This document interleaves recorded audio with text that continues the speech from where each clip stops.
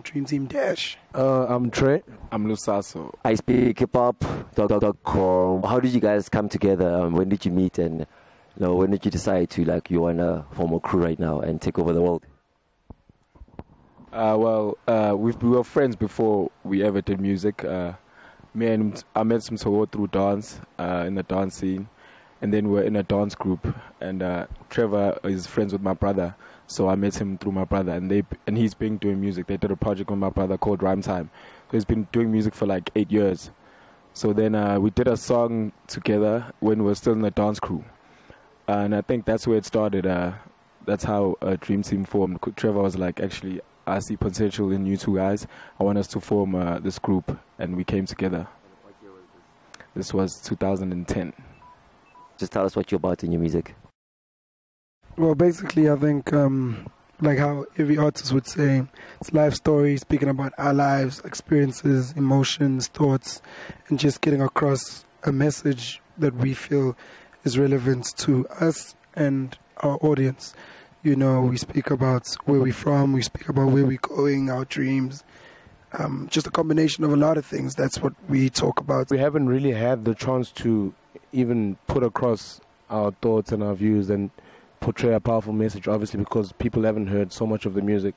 I think it's important that we promote positivity between the youth and just try and be role models that people can actually listen to and aspire to become in some sort of way. What do you think about the fact that local guys are always used as curtain raisers, at these big events, and we don't ever really get shows like this, for our own local people? For us, I don't think we minded, because I think that's just part of the game, or that's just how it's done here in SA. Obviously, it needs to change, and we need to get more recognition. I think AK also talks about that. But we're actually honored to open for some international acts, because we look up to most of them, So it's a pleasure to share the stage with them. With digital downloads right now, things like iTunes and ringtones and everything, how do you see digital technology affecting music sales within the next 10 years? I think obviously it's a digital age now, and it's a bit tricky in South Africa because there's two kinds of scenarios. There's a scenario where there's the urban market, which is largely digital, but you also have the less developed areas which still rely mostly on your hard copy. So in as much as we're kind of leaning towards digital now, I think also you just need to have some sort of hard copy for other people that might want to actually listen to your music, and to even put some sort of effort into marketing to those people, because I think a lot of people don't really push they don't really push a lot of hard copy or marketing towards that, because obviously most of the people that are subscribing to the music on the digital side, but the actual the masses of South Africa aren't developed. It's large areas where people don't have access to internet and those kinds of things. So we also need to think about that as South Africans. In terms of marketing and getting your name out there, what advice do you give to artists in terms of what kind of publicists should they have? What kind of technology should they use on social networks to promote themselves? Which should they use, Blogger or which websites and Facebook and stuff like that? I think those things fairly depend on also how much budget you have and how much reach you have. But I think the nice thing about now music is that, as you say, there's social networks. You can really push just off Twitter, just off Facebook and whatnot, and build your following from there.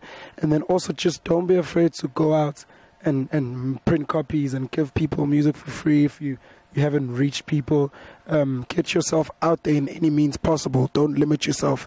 Don't wait for a deal. Don't wait for a record label. There's so many ways of doing it. Post your videos up on YouTube. Whatever it is, just make sure that people are seeing it and hearing it.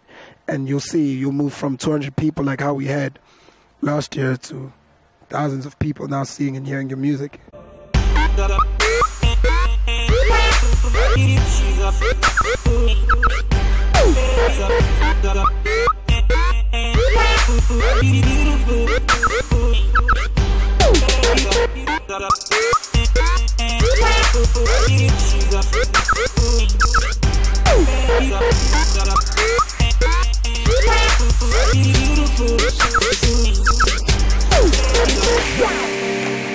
What's up, everybody? We go by the name of Dream Team.